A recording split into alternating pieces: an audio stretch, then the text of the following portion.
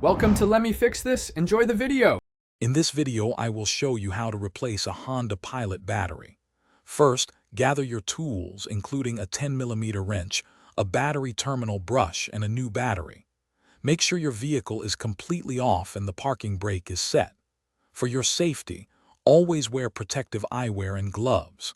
This simple process can be done quickly with the right preparation, saving you time and money. Now let's disconnect the old battery. Always start with the negative terminal, which has a minus sign. Use your wrench to loosen the nut, then carefully remove the cable. Next, do the same for the positive terminal.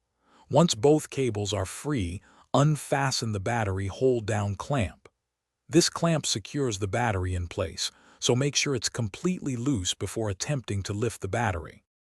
With the old battery removed, it's time for the new one.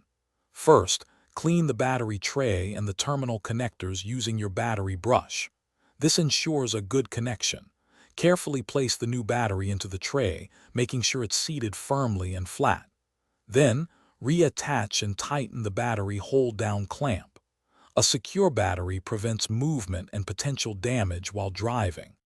Finally, let's connect the new battery. Always attach the positive cable first, then the negative cable. Tighten both connections firmly with your wrench to prevent any looseness. You can also apply a small amount of anti-corrosion grease to the terminals for added protection.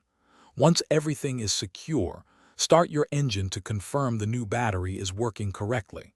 You've successfully replaced your Honda Pilot battery.